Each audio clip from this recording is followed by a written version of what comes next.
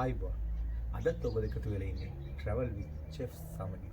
ඉතින් ඔයගොල්ලෝ සාදරයෙන් ආදරෙන් පිළිගන්නවා මගේ channel එකට. ඉතින් අද ඔයගලන්ට මම කියා දෙන්න යන්නේ මේ පොල් සම්බෝල හදන විදිය. පොල් කවුරුත් දන්න. නමුත් මේකේ මම අද විශේෂත්වය තමයි මේ ගල් වංගෙඩි කොටලා තමයි මේ පොල් සම්බෝල හදන්නේ. ඉතින් අපි බලමු මොනවද මේ අට අවශ්‍ය අමුද්‍රව්‍ය කියලා. ඉතින් අපිට මේ මුලින්ම තියෙන පොල් තියෙනවා. මොකද මේ පොල් මම ඇත්තටම desiccated coconut තමයි මේ ගත්තේ. ඒක මම මේ වියලි නිසා මම මේකට උණු වතුර ටිකක් දාලා ඒක සාමාන්‍ය පොල් තත්ත්වයට මම ඒක මේ පත් කරගත්තා. දැන් ඔයාලට පේනවා ඇති ඒක නිකන් ඇත්තටම ගාබ් පොල් වගේම තමයි. ඊළඟට ලුණු තියෙනවා, මිරිස් කුඩු තියෙනවා, දෙහි තියෙනවා, ගම්මිරිස් තියෙනවා. ඊළඟට අපිට මේ පොඩි හීනියට කපාගත්ත මේ ලුණු තියෙනවා. ඊළඟ ගම්මිරිස්. මම මේක මගේ වත්තෙන්ම කඩාගත්තේ මේ පොඩි තක්කාලි. ඒක ඉතින් ඔප්ෂනල්. ඔයාලට කැමති නම් ඒක දාන්න පුළුවන්. ඉතින් අපි එනම් පටන් ගමු. ඉතින් මම මුලින්ම දාන්නේ මේ ගම්මිරිස්. ඒක ඉතින් අවශ්‍ය ප්‍රමාණයට ගන්න ගොඩාක් අවශ්‍ය වෙන්නේ. ඊට පස්සේ ඒක අපි හිමීට කොටා ගමු මේ විදිහට. ඒක පරිස්සමෙන් කොටන්න. මොකද ඒකේ හැමතැන තියෙනවා. මම ඒකට මේ උඹලා කට්ටියත් එක විතර බාගෙට මේ ගම්මිරිස් ටික මේ විදිහට හෙටනකොට මම එකතු කරනවා මේකට ලුණු. කපීනිට කපාගත්ත ලුණු ටික. ඇත්තටම අර නිකම්ම මේක අවන්ලා ගන්නවට වඩා මේ වගේ ගල් වංගෙඩික කොටලා ගත්තාම පොල් සම්බලේ රසක් තියෙනවා.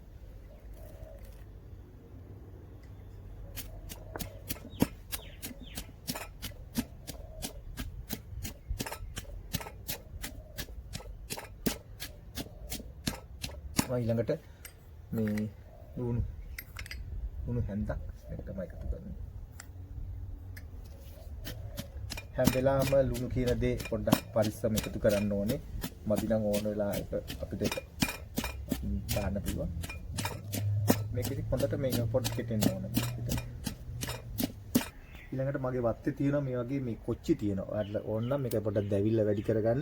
මම කොච්චි කරල් දෙයකුත් මම මේ මගේ පොල් සම්බරේට එකතු කරනවා.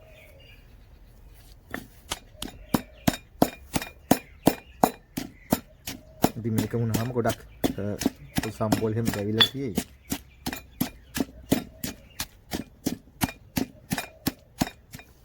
මගේ වත්තේම ගන්න මේ පොඩි තක්කාලි මම එකත් එකතු කරන මේ වෙලාවේ.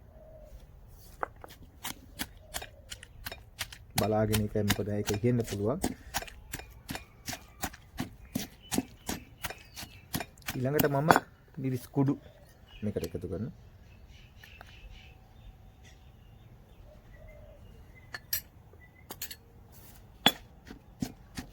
ඊළඟට මේ වගේ හොඳට කොටා ගන්න. මේක නිකන් අර පල්පයක් වගේ ඉස්සෙල්ලා හදා ගන්නවා. ඉතින් දැන් මගේ මේ හොඳට කෙටලා තියෙන්නේ. දැන් මේක වගේ හරි වෙලාව තමයි දැන් පොල් ටික එකතු කරන්නේ. පොල් ටික ටිකෙන් ටික එකතු කරන්න.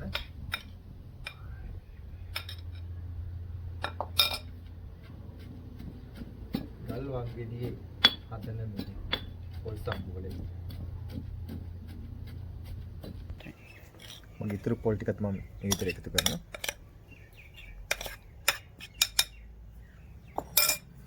දැන් ඔයාලට පේනවා ඇති මේක දැන් හරිය පාට ඇදිගෙන එනවා. ඒ විදිහට මේ කොටලා ගන්න තියෙන්නේ. ඉතින් ඔයගලන්ට මේ ගල් වංගෙඩියක් නැත්තම් මේ විදිහටම ඔයගලන්ට පුළුවන් ඒක මේ විදිහට මික්ස් කරගන්න පුළුවන් අතින්. ඉතින් මම මේකේ රසය තියෙන්නේ මේ ඔක්කොම තැලිලා හරියට මික්ස් වෙනකොට තමයි. ඉතින් මේ විදිහට හොඳට මික්ස් කරගන්න.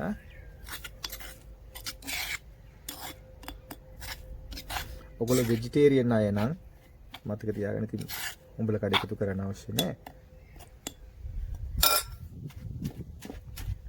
අන්තිමටම දැන් මම එකතු කරනවා මේකට දෙහි. මේ විදිහට දෙහි ටික එකතු කරන අන්තිමට.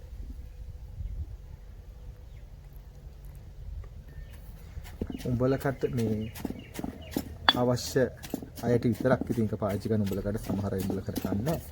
ඒ වගේ තමයි මේ දෙහි ටික අන්තිමටම අපි එකතු කරේ. එකතු කරාන් පස්සේ මේ පොල් සම්බලේ රස වැඩි වෙන්නේ මේ දෙහිත් එක්ක. දැන් මම බලන්න ඕනේ මේකේ පොඩ්ඩක් රස කොහොමද කියලා මොනවද අඩුපාඩු කියලා. පොඩ්ඩක් මගේ අත දාලා මම බලන්නේ නැත්නම් කොම් ගන්නතු නමුත් තව ලුණු පොඩ්ඩක් මදි. ඒක හැම වෙලාවම ලුණු මේ අඩුවෙන් දාගන්න. ඉතින් මදි නම් එකතු කරන්න පුළුවන්. ඒ වගේම තමයි තව මට ඉතුරු දෙහි ඉස්ම ටිකක් නම් දාන්න මේකට. අතර මේකට වැඩි වෙලා යන්නේ නැහැ. මේක මේ විනාඩි 10ක්වත් යන්න ඉක්මනින් මේක හදා ගන්න පුළුවන්.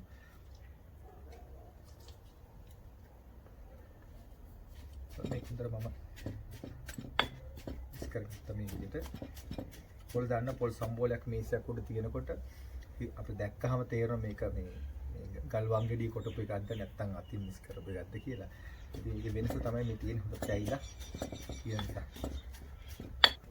ඉතින් ඔන්න මම පොල් සම්බෝලේ හදාගත්තා.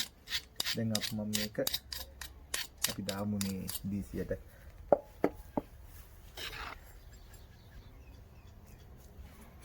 ඔයාලට තේරෙනවා ඇති මේ පොල් සම්බෝලේ හොඳට මේ කෙටිලා තියෙනවා. ඒ දවස් දාපු අමුද්‍රව්‍යයත් එක්ක.